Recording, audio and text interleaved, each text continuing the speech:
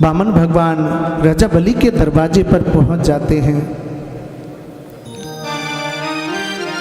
जब राजा बलि की दृष्टि पड़ती है वामन भगवान के ऊपर, एकदम से प्रसन्न हो जाते हैं, दौड़ करके आते हैं। आहा, इतना सुंदर यज्ञ चल रहा है और दरवाजे पर ब्राह्मण विप्र आ जाए, बड़ा सौभाग्य है प्रभु का। चरणों में साष्टांग लगाई, बोले ब्राह्मण आदेश कीजिए, मेरे लिए क्या आज्ञा है। भगवान ने कहा, देखो भैया, हम तो ब्राह्मण हैं और हमें कोई मांगने नहीं आए तुमसे कुछ भी। हमारी तो ऐसी इच्छा हुई कि तुम्हारे यहाँ यज्ञ हो रही है, यज्ञ के दर्शन करें थोड़ा सा चल करके, हम तो इसलिए चले आए। राजा बलि ने सुंदर स्वागत किया वामन भगवान का। स्वागतम ते नमस्तुभ्यं ब्रह्मन् किं करवामि ते। ब्रह्मर्षीणां तपः साक्षात् मन्ये द्वार्यवपुर्धरम्। हे ब्राह्मण, राजा बलि के यहाँ आपका स्वागत है। बताइए मैं आपको क्या प्रदान करूं। वामन भगवान बोले, तुमने फिर मांगने की बात कर दी, हमारी कोई इच्छा नहीं है, लेकिन ब्राह्मण हमारी इच्छा है कि आपको हम कुछ दें। आप हमारी सिर्फ इतनी सी बात मान लीजिए, जो आपका मन हो वो बता दीजिए। राजा बलि के दरवाजे से कभी कोई खाली हाथ लौट कर नहीं जाता, तो आप कैसे चले जाएंगे। गां कांचनम गुडबद्धामृष्टम तथा न पेयमुतवा विप्रकन्याम। आप कहें तो आपके लिए सुंदर गाय प्रदान कर दी जाए, बढ़िया सोने से मड़वा कर। आप कहें तो किसी सुंदर ब्राह्मणी से आपका विवाह करवा दें। जो आपकी इच्छा हो वो बता दीजिए। बोले राजन, तुम इतना आग्रह कर रहे हो तो हम ले लेंगे, लेकिन हमारी एक शर्त है। हम संकल्प करके लेंगे, क्योंकि दान हमेशा संकल्प करके लेना चाहिए। संकल्प कर किए बिना जो दान लेते हैं उसका फल आधा मिलता है। जो दान देता है ना, उसको आधा फल प्राप्त होता है। ऐसा पद्म पुराण में लिखा है, संकल्पेन विना राजन भक्तिं चित्कुरुते नर फलस्य इत्याल्पकं तस्यार्धं चक्षयं भवेत्। बिना संकल्प के दिया हुआ दान अल्प फल देता है, आधा फल। इसलिए राजन, तुम्हें पहले संकल्प करना होगा, तभी हम तुम्हारा दान लेंगे। और जो हम मांगेंगे वो तुम्हें देना पड़ेगा। बोले ठीक है ब्राह्मण, जैसे आपके आदेश। बोले हमें 3 पग भूमि चाहिए। राजा बलि हंसने लगे, बोले विप्र, राजा बलि के दरवाजे पर आकर आपने मांगा भी तो क्या 3 पग भूमि? आपके नन्हे नन्हे से तो पैर हैं, और वो भी राजन हम अपने पैर से नापेंगे और किसी के पैर का नपा हुआ नहीं लेंगे। अगर इसमें आप सहमत हो तो बताओ। बोले ब्राह्मण, आपके नन्हे नन्हे पैर हैं, कितनी भूमि आएगी? बोले हमें क्या करना है दुनियादारी से, हम तो एक आसन बिछा लेंगे, उस पर भगवान का भजन करेंगे। ठीक है, जैसी आपकी इच्छा। गंगा सागर लेकर के आए संकल्प करने के लिए। शुक्राचार्य जी आ गए, राजा बलि को इशारे से बुलाया और कहा, राजन, चूंकि शुक्राचार्य जी तो अंतर्यामी थे, वो समझ गए ये कौन है। बोले, राजन, तुम्हें नहीं मालूम है ये कौन है? अगर तुमने संकल्प कर दिया ना तो तुम्हारा सर्वस्व चला जाएगा 3 पैर में।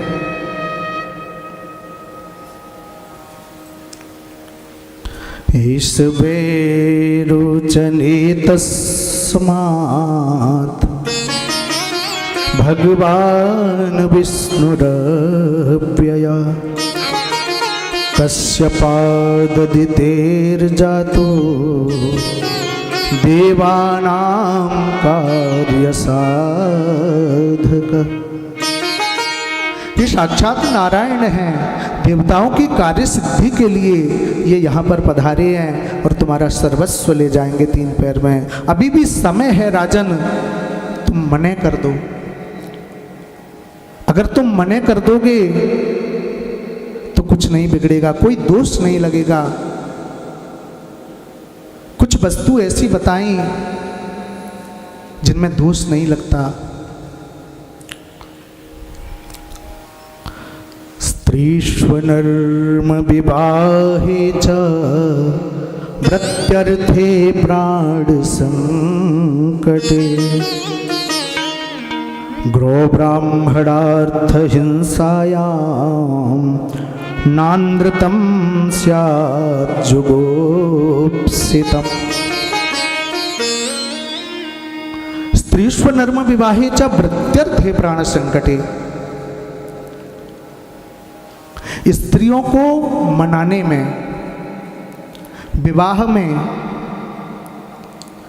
किसी के प्राण संकट में है, किसी का राज्य जा रहा हो, किसी की संपत्ति जा रही हो,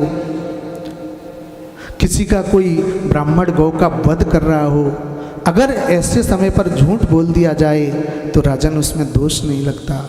इसीलिए तुम्हारी संपत्ति जा रही है, मैं तुम्हारा गुरु होने के नाते तुम्हें समझा रहा हूँ, तुम मने कर दो, कोई दोष नहीं लगेगा।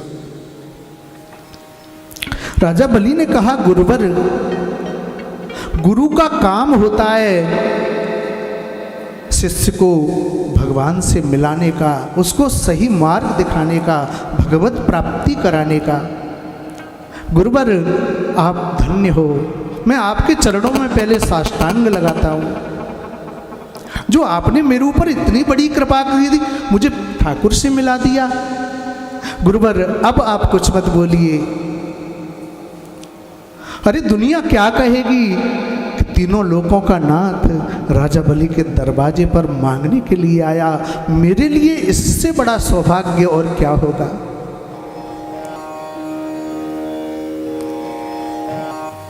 संकल्प करने लगे, जैसे ही जल अंजलि में लेने को हुए, शुक्राचार्य जी उस टोटी में प्रवेश कर गए सूक्ष्म रूप बना करके। जल नहीं निकले उसमें से। वामन भगवान ने अपने आसन से कुसा निकाली और बलि को प्रदान कर दी। बोले, राजन, हमें ऐसा प्रतीत होता है कि इसमें कुछ फंस गया है, लो इससे साफ कर दो। जैसे ही उस कुसा को डाला, इनकी एक आंख का राधे राधे हो गया।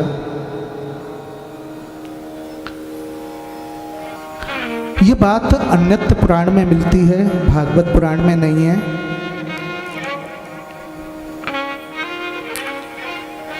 सुंदर संकल्प किया और कहा, प्रभु, जहां से आपकी इच्छा हो नाप लीजिए। देखते ही देखते प्रभु ने विराट रूप धारण कर लिया। एक लोक से, एक पैर से सारे ऊपर के नाप लिए, एक पैर से सारे नीचे के नाप लिए। भू भुवा स्व महाजना तपः सत्यम अतल बितल सुतल पाताल रसातल महातल नीचे के 7 नाप लिए, ऊपर के 7 नाप लिए।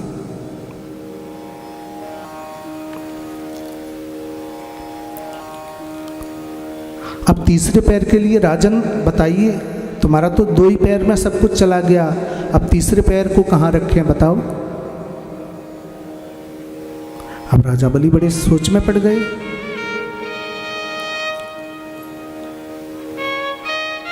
इनकी पत्नी जो थी बड़ी बुद्धिमान थी, कान में आकर के बताया, बोले स्वामी इनको बस इतना पूछ लो कि संपत्ति बड़ी होती है या संपत्ति का मालिक। राजा बलि तुरंत समझ गए बात को। प्रभु से बोले, प्रभु हमको आप एक बात का जवाब दें पहले। बोले संपत्ति बड़ी होती है या संपत्ति का मालिक बड़ा होता है? भगवान ने कहा निश्चित संपत्ति का मालिक बड़ा होता है। तो ठाकुर ये तीसरा चरण है ना, ये राजा बलि के मस्तक पर रख दीजिए। कितना अहोभाग्य राजा बलि का। जब ऊपर के लोक नापे प्रभु ने, तो ब्रह्मा जी ने अपने कमंडल में ठाकुर के चरणों को धो लिया और वही भागीरथी गंगा कहलाई महाराज।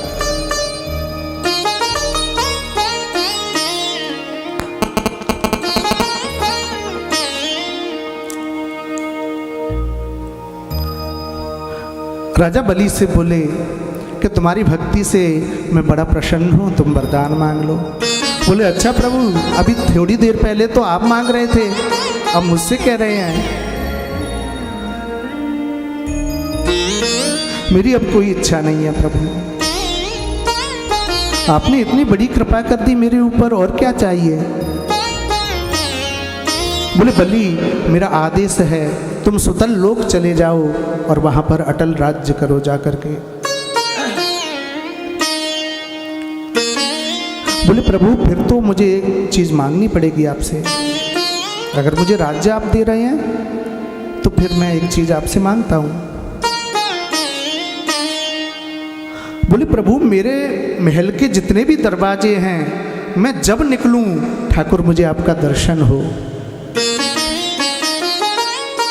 राजा बलि की इतनी बड़ी भक्ति थी कि तीनों लोकों के नाथ को अपना द्वारपाल बना दिया भक्ति से। भक्ति में बड़ी सामर्थ्य है।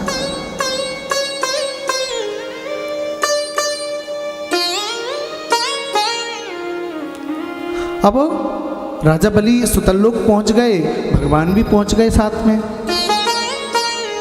महीने बीत गए, माता स्त्री जी को पता चला कि ठाकुर का ना तो कोई अता पता है कहाँ है। नारद जी गए, नारद जी ने बताया कि माता जी आप तो गेरुआ वस्त्र पहन लो और हरिद्वार चली जाओ, राधे राधे बोलो वहां जाकर के, प्रभु आने वाले नहीं हैं। बोले क्यों बेटा, ऐसा क्या हो गया। बोले वो तो राजा बलि के द्वारपाल बन गए। बोले नारद क्यों मजाक करता है, मेरा मन नहीं लग रहा ठाकुर के बिना। बोले मैं सत्य कहता हूँ माता, मैं आपको एक उपाय बताता हूँ। राजा बलि के कोई बहन नहीं है और तुम बस राखी पूर्णिमा आ रही है, बहन बन करके चली जाओ। राजा बलि के राखी बांधना, उसके बाद में भाई बहन को कुछ उपहार देता है, उसमें ठाकुर को मांग लेना। माता श्री जी ने ऐसा ही किया। प्रभु द्वारपाल बने हैं दरवाजे पर। लक्ष्मी जी अंदर जाने लगी, रोक दिया, स्वामी की आज्ञा के बिना आप अंदर नहीं जा सकती। बोले अच्छा, अपने स्वामी से जाकर के कहो उनकी बहन आई है। राजा बलि को बताया, महाराज कोई आपकी बहन दरवाजे पर खड़ी है। राजा बलि ने सोचा मेरी तो कोई बहन है नहीं, पर आज राखी पूर्णिमा है, जो भी बहन आई हो उसे अंदर भेज दो। राजा बलि के हाथ में रक्षा सूत्र बांधा। लक्ष्मी मैया ने, ये न बद्धो बलि राजा दानवेंद्रो महाबला तेन त्वा प्रतिबध्नामि रक्षे माम चल। ये न बद्धो बलि राजा, ये हमारे जो हाथ में रक्षा सूत्र बनता है ना, ये तभी से कलाबा जो बांधते हैं, ये प्रथा आरंभ हुई।